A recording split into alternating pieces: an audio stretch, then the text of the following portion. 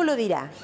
Así se llamaba la embarcación que durante muchos años trajo a nuestras costas a una mujer, que desafiando los peligros del río, vivió toda su vida en una de las islas próximas a Carmelo.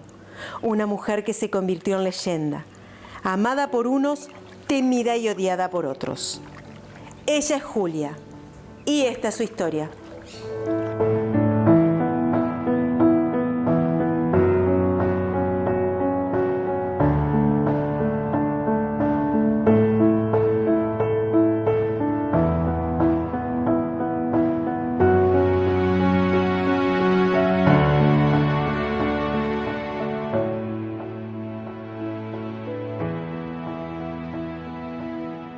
Esta es la isla Juncal, encallada en la desembocadura del río Uruguay entre las costas del Guasucito y las de Carmelo.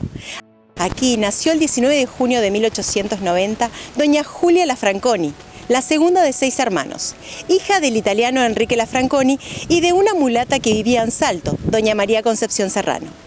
Sus padres habían decidido habitar la isla para hacerla crecer en fauna y en vegetación para su explotación.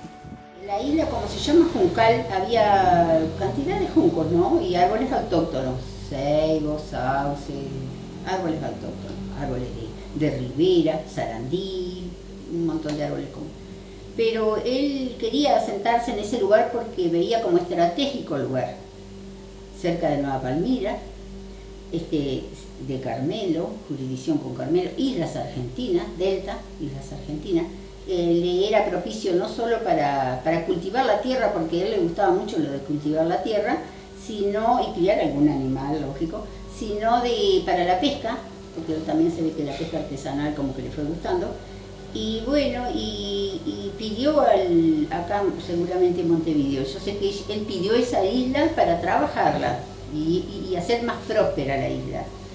Entonces, por aquel entonces, el Apulmón, como dicen que era muy trabajador, empezó a sembrar más árboles, pero árboles que traía de la Argentina. Iba a Buenos Aires y a otros lugares de Argentina y traía árboles de distintas especies que él veía que podía hacer de que la isla tuviera más fortaleza en las costas, ¿no? Sembró casuarina, sembró especies de álamos, más álamo, un álamo que se usa para el papel, que después se cortaba cuando había mucha cantidad y se cortaba para la Argentina. Ellos llevaban mucho para la Argentina embarcados, ¿no?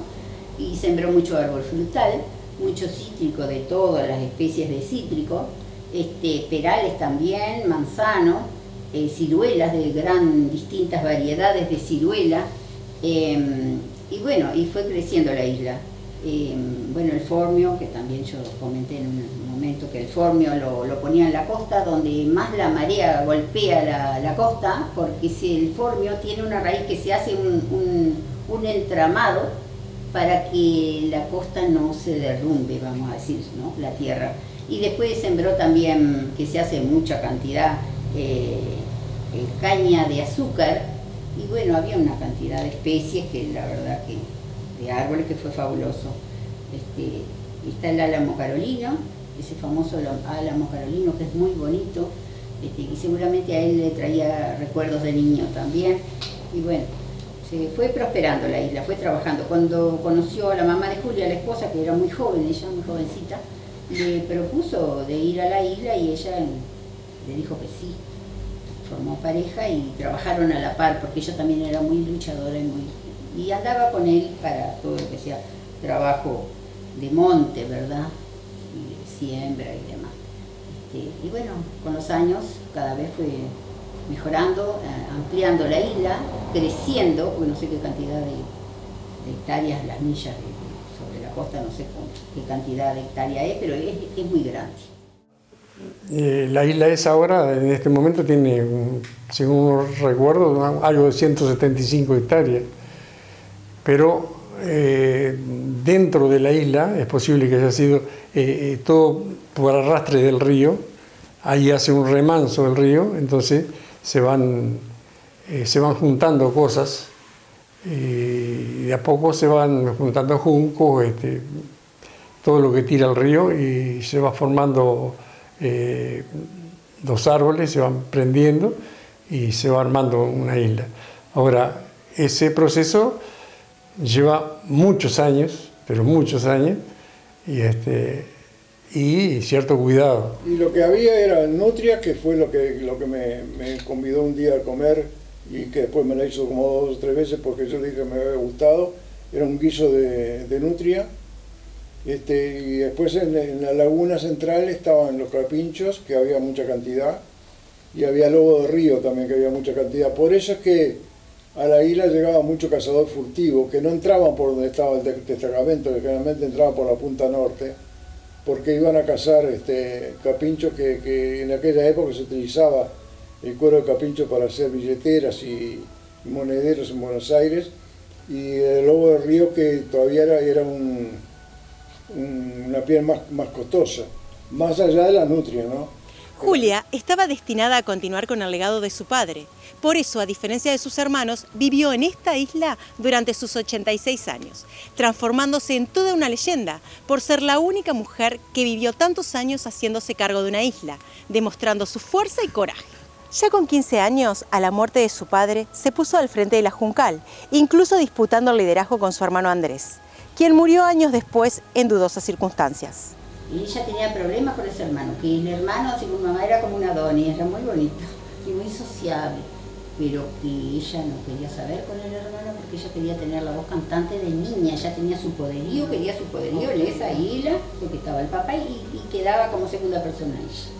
Y el hermano un día apareció muerto, les decían que ella lo había muerto, por el poder de la hija. Las condiciones de vida fueron moldeando su carácter y su aspecto físico. Quienes la conocieron en sus años más jóvenes o en sus últimos años, así la recuerdan. Vestida de negro, con una boina roja, con un perfume muy particular, me acuerdo de eso, no he sentido esa fragancia, y un pañuelo, un saco negro largo. De punto, sí, un saco tejido de punto, lo conocí yo también. Y bueno, Zapatito con tacón. ella vestía cuando ella quería agradar o quería venir a una reunión, es que ella se sabía vestir bien, y si no andaba con ropa de trabajo, ¿no? Botas, pantalón de tarea, camisa larga, suelta, bueno, en fin. Y su gorrito no se le caía nunca, un gorrito colorado, como ellas decían que eran de la divisa colorada, a ellos no se le caía el gorrito y el pañuelo. El cabello era ensortijado, pero finito, cabello delicado, pero ensortijado. Pero no era canosa. No era canosa. No, yo la conocí mayor y no era canosa. Llegaba con un montón de pelos que pinchaban y mucho, un aliento a tabaco, o a grapa, o a caña, o a no sé qué, y llegaba y Julito, chico, no sé qué, no sé cuándo, y me taladraba a besos. Era un niño de menos de 10 años, 11 años, que era objeto de esa tortura, era una cosa tremenda, ¿no? Con vellos duros, tenía, yo era un chico, tenía 7 años, 8 años, pero ella, asustaba, ¿no? De un aspecto que no era como para cualquier persona. Hoy, un niño de hoy, vos lo enfrentás con eso, era como una señora de las cavernas, ¿no? de los libros, de los cuentos. Y él no usaba perfume, no usaba nada. Era una mujer del río, del monte, de la caza y de la pesca. Sí, después recuerdo una Julia viejita, con un físico esmirriado, encorvada, botas como andan por ahí las fotos, tal cual, las botas usadas por acá, o bombachudos. No la recuerdo una mujer grande físicamente, pero puede ser producto de la edad que ella ya tenía, ¿no? Y ella cuando hablaba, vos la escuchabas, porque no era una persona que se quedara así. No, ella hablaba muy bien. Ella.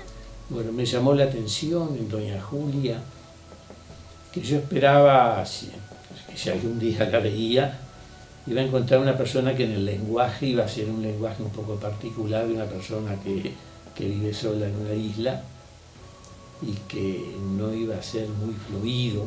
Sin embargo, me encontré con una persona que hablaba correctamente, no no dijo ninguna frase que no compaginara con una persona de aparente cultura. Yo sé que no la tuvo mucho, pero sí hablaba bien, contestaba bien, y eso que tenía ya esa edad, que podía haber tenido de repente alguna falla propia de la edad. No, El principal testigo de su vida fue su vivienda que se encontraba en el interior de esta isla, quien la vio nacer en una noche fría y lluviosa de invierno, en la mesa de madera de la cocina. 86 años después, la vio partir muy enferma, para nunca regresar. Lo más difícil era llegar hasta ahí. En la isla hay una entradita del lado una lengüeta que hace hacia adentro de la isla, donde tú con la embarcación tienes que entrar a remo, con lo que entras. Y desde ahí hasta donde puedas llegar, te quedan unos 100 y pico de metros, 200 metros, para poder llegar hasta el lugar que era su casa. La casa estaba a un desnivel más o menos de 2 metros, tal vez algún centímetro más, para evitar los efectos de algunas inundaciones que se provocaban en la isla a causa de las sudestadas. Era una casilla precaria, como las que hay muchas en la isla, que eran de chapa, y tenían una altura como de 2 metros desde el piso, por el tema de las crecientes. Aún hay en el delta argentino ese tipo de casillas, ¿no? Y como una vivienda muy de tipo asentamiento, hecha con maderas, techo de chapa, sobre pilares de tronco de árbol, así como los cortaban, los ponían, es decir, no eran maderas trabajadas ni nada por el estilo. Ella tenía una habitación y como una separación con una especie de trapo, de cortinas colgado ahí, en el cual de un lado tenía la cama y del otro lado tenía como una especie de despensa, donde cosas que guardaba, tenía cajas y no sé qué otra cosa más. Y después tenía otra construcción del mismo tipo, así más estirada, más larga, donde había algo que debe haber sido un baño, porque ella no tenía baño en la casa, hacía en la isla todo, y el resto eran gallineros.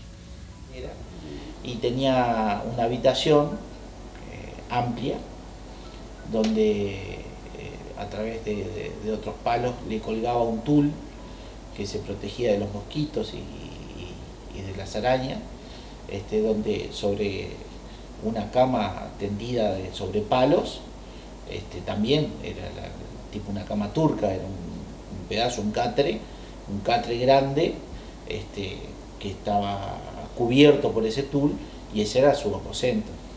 Y en el rincón de esa choza había un gran panal de abejas,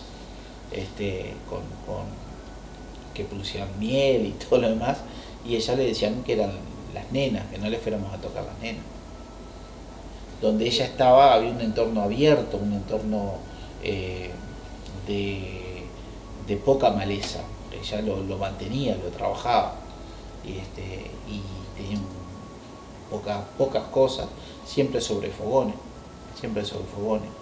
Y había unas palmeras al lado como cubriendo esa choza, ¿no?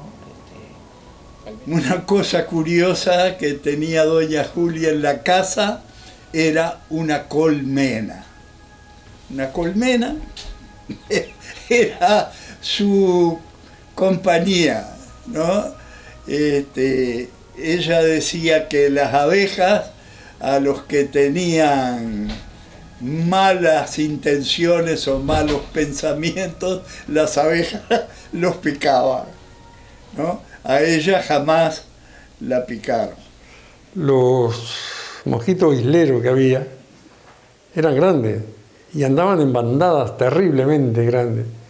Entonces, nosotros dábamos unas ramas, nos dábamos ramas todo el día, así, porque no aguantaban. Ella andaba con palitas así. La picaría alguna, pero ella no daba bolilla a nada. Su vivienda también fue testigo de sucesos trágicos que marcaron su vida. Su madre, María Concepción, estuvo internada en el Manicomio Nacional durante los años 1911 y 1912. Luego regresó, pero al poco tiempo falleció en Carmelo en la casa de su hija Alba, quien también había abandonado la isla. Según algunos relatos, habría contribuido a la enfermedad de María Concepción las duras condiciones de vida en la isla, la muerte de sus 2 hijos ahogados cuando aún eran pequeños y la falta de alimentos. A Julia también le tocó ver morir a su único hijo Óscar, fruto de la relación con Valentín Montes de Oca. Su hijo falleció a los 15 años de tuberculosis. Sí, el hijo fue muy querido. Ella adoró a su hijo. Era lo más grande que tenía. Ella vivía por su hijo. El hijo, según mi mamá, que eran sus primas, era muy sociable, un chico muy sociable. Pero ella lo reprendía mucho. O sea, ella quería que de chico supiera usar las armas, defenderse con armas, porque en la isla siempre hubo armas, el padre tenía sus armas, ella manejaba armas de muy niña. Mamá también. Mamá también. Bueno, para defenderse. Si llegaba el momento tenían que defenderse. Entonces quería que el hijo fuera igual, que usara las armas, y el chico estaba en otra cosa, como que mucho no, pero ella siempre lo reprendía. Y de niño ella lo quiso hacer hombre muy rápido, todos comentaban, y fumaba cigarro, tabaco, la pipa, tabaco, como se usaba, el alcohol, como a ella le gustaba el alcohol, y toleraba, una mujer que toleró siempre el alcohol de una manera increíble, porque había hombres que decían, yo con esto me llego a poner mal, y ella no. Y bueno, y se enfermó, agarró pulmonía, bronco, no sé qué, también. Cuando lo trajeron, él estaba tan delicado que se murió, pobrecito. Para ellos fue un golpe muy fuerte, que la pérdida de su hijo, porque no lo pudo con nada, suplantar con nada. Y bueno, esa soledad que le quedó. La relación de pareja con Valentín se había terminado. Sin embargo, en algunas oportunidades Julia lo visitaba en Carmelo. Él vivía en esta esquina de Mortalena e Ignacio Barrios junto a su hermana María Luisa. Bueno, yo a Julia la vi por primera vez en la casa de su cuñada, que estaba en Ignacio Barrios y Doctor Mortalena, y ahí vivía su marido, Valentín Montes de Oca, que era una persona que estaba impedida en una silla de ruedas, y ella venía a visitarlo. En una de esas situaciones, de esas visitas, yo la conocí a Julia. No fue Valentín la única pareja que Julia tuvo en la isla.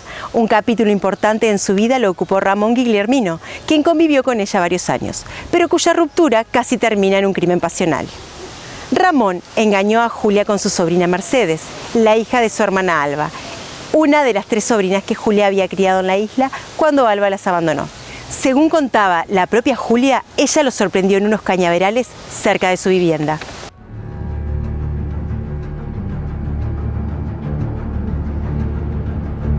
Julia, enfurecida, comenzó a golpear a Ramón, quien se defendió también a los golpes.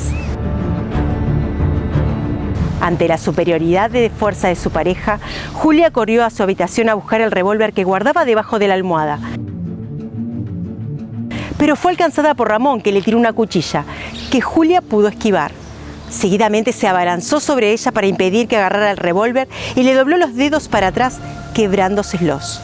Ramón y Mercedes escaparon en un bote y nunca más Julia supo de ellos, a pesar de que le puso precio a su cabeza. La fecha de cumpleaños no pasaba desapercibida para muchos pescadores y amigos de las dos orillas, que durante muchos años tuvieron ese día su cita obligada en la Juncal. Los argentinos iban para la fiesta de cumpleaños de ella, 19 de junio, y se armaban fiestas de hasta de una semana. Comida, bebida, demás. Entonces, música, baile. En esa fiesta se hacían asados y se hacían guisos y estofados. Asados, guisos y estofados, después llevaban comidas caseras de repostería, digo, la mayoría de las que iban. Después las tortas fritas y los buñuelos se hacían ahí en el momento. Este puerto de Carmelo la vio llegar durante toda su vida con frutos que traía desde la isla, así como también productos de contrabando. Ella cultivó algunos frutales. Los frutales más destacados que ella cultivó fueron las peras, perales. Yo recuerdo que más de una vez me regaló peras que eran una maravilla. Eran enormes, no cabían en la mano las peras, ¿no? La actividad de pesca y de pescadores y de la propia producción que de la isla salía, venía para Carmelo tanto como iba para Tigre, para Buenos Aires, para el Delta, ¿no? Había palmeras, membrillos. Ahí vi los membrillos más grandes que había visto, ni siquiera en las verdulerías, ni en los mercados, ni en los... unos membrillos hermosos, divinos, peras, unos plátanos, pero que nunca llegaban a madurar, quedaban siempre verdes, ¿no?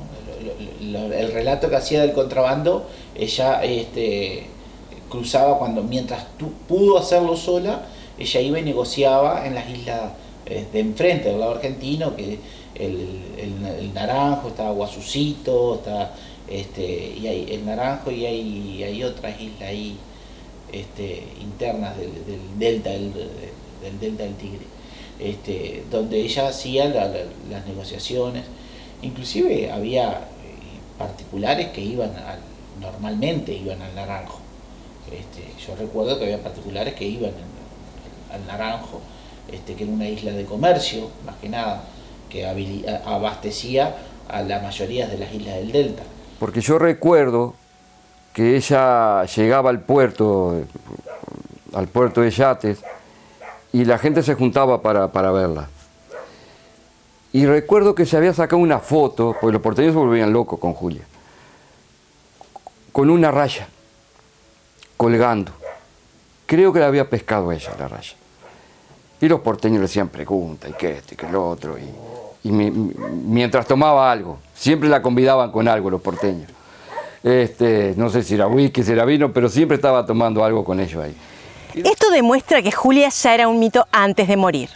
Mito que creció en el sentir popular, incluso entre personas que jamás la conocieron personalmente, y alimentado por algunas publicaciones que sobre su vida se hicieron. Por ejemplo, muchos afirmaban que ella tenía el título de guardabosque de la Juncal. Sin embargo, en nuestra legislación no existía esa figura jurídica. La propiedad de la isla no fue nunca propietaria de la isla, ni ella, ni el padre, ni nadie, porque las islas son fiscales. Las únicas islas que son de propiedad privada están en el río Uruguay, y son islas que fueron registradas cuando el pacto de entrega de territorios de España a Uruguay, ya por 1800 y pico, que pidieron que aquellas islas cuyos propietarios fueran ocupantes por haber sido donadas esos territorios por la corona española, deberían guardarse lo que se llaman los derechos reales. Pero esas fueron islas del río Uruguay, son las que están frente a Nueva Berlín, para hacerla corta. Pero la isla Juncal nunca estuvo en ese caso, y por lo tanto es isla fiscal. Y de acuerdo al Código Rural, las islas de los ríos internacionales son islas fiscales que no pueden ser enajenadas. Pueden ser dadas en concesión de explotación, pero no pueden ser enajenadas. Otro mito que circula, quizás motivado por una fotografía tomada para el suplemento del diario El Día, es que Julia andaba todo el tiempo armada, con un fusil en la espalda o un revólver en su cartera. Se la define como una mujer muy temida, de armas tomar, que tenía mucho poder en la isla y que no dudaba en cruzarse a tiros con algún intruso que llegara a la isla sin su autorización o que no respetara sus códigos.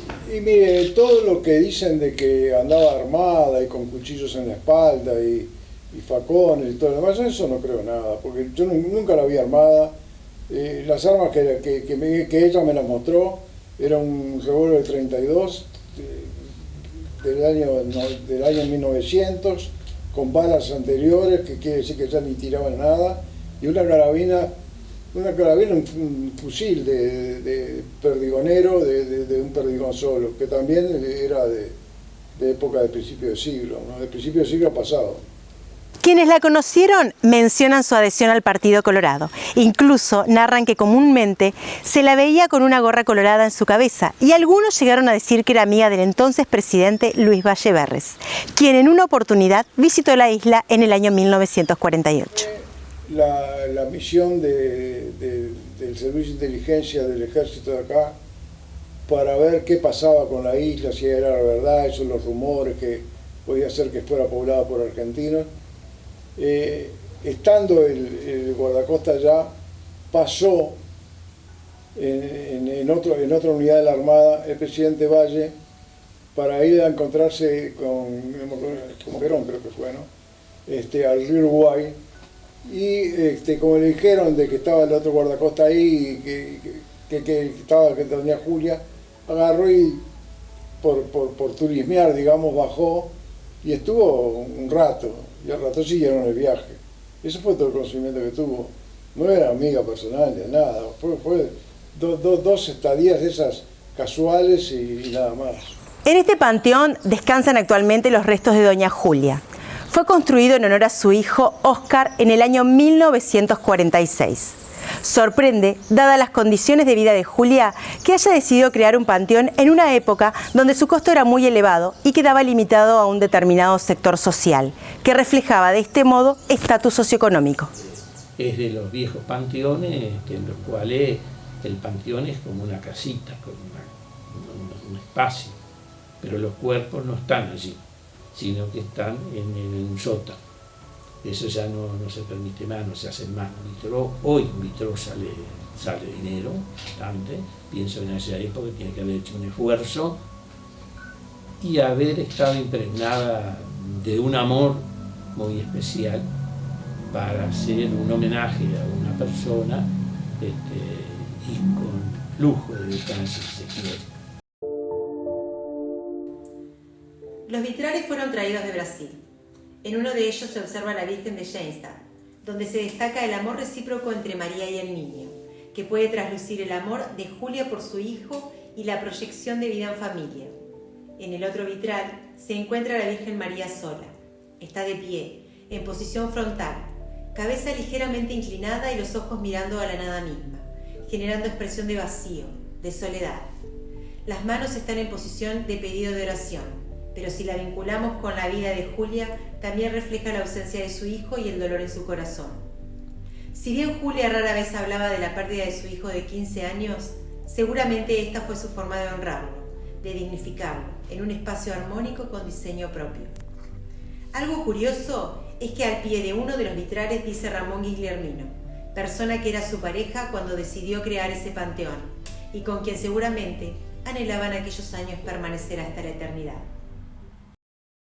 Pensar en Julia es recordar una mujer fuerte, decidida, valiente, transgresora, curandera, amante, amiga, servicial, amable, por momentos ruda en su accionar, generando temor y confusión en algunos. Porque era un personaje, para la sociedad es una cosa, y para la vida nuestra, de nosotros, de familia, era otra cosa.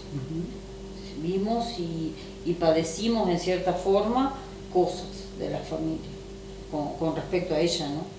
Pasamos por muchas cosas. De la sociedad, una persona con un carácter determinado, una personalidad muy fuerte, muy servicial, muy aguerrida, muy servicial, muy humanitaria, muy generosa, sí. Hablando de los demás. Sí. De la familia ya era otro tema. Seguro. Ella ponía los puntos sobre la I de la familia. No era tan generosa con la familia. Claro, era el medio lo contrario. Y Julia era una mujer generosa, una mujer muy humilde, propia de la calidad de la gente que vive en esa soledad de tipo ermitaña de las islas, no diferente a otras personas que yo conocí en las islas del Uruguay, por ejemplo, que vivían solas, necesitadas tremendamente de hablar. Son características que tenían casi todos los isleños que yo conocí, de los más atentos a todo. Si alguien se sentía con algún malestar, enseguida iba a preocuparse a ver cómo estaba, se le ocurría decir algún yuyo que ella creía que lo podía ayudar a sanarse, pero más de eso no creo que fuera. Bueno, a doña Julia la defino como una persona que supo vivir en su ambiente, que si alguno la puede criticar, tendrá su derecho de hacerlo o no, pero no muchas personas son capaces de vivir la vida que vivió ella, porque ella se sabía abastecer, ella sabía tener sus amistades y sabía manejarse en su ambiente. Entonces yo diría que fue una persona adaptable al lugar donde estuvo. Yo creo que fue una maravillosa aventurera, producto de esa época grandiosa que vivió el Uruguay, entre abundancia, rectitudes, legislaciones que se acomodaban de acuerdo a las circunstancias, ¿no? Si Julia mató gente, y eso también es algunas de las cosas que se decían, se ve que no fue juzgada, ¿no? Si Julia tuvo los cuetazos y algún que otro pescador o contrabandista o alguien no quiso pagar algún impuesto por ir o por venir, a Julia nunca, por lo menos yo le recuerdo que sufría alguna instancia de instrucción de algún fiscal o juicio o algo de eso. Julia era Julia, ¿no? Y tenía permiso para hacer algunas cosas que tal vez no sean tan buenas, ¿no? Con la vista de hoy. Hoy se mantiene en la memoria colectiva su leyenda, la de una mujer que durante sus 86 años vivió en una isla, enfrentándose a la adversidad del río, una mujer de la que muchos hablan, pero pocos conocieron. Un manto de misterio envuelve aún su vida, generando preguntas que siguen sin respuesta.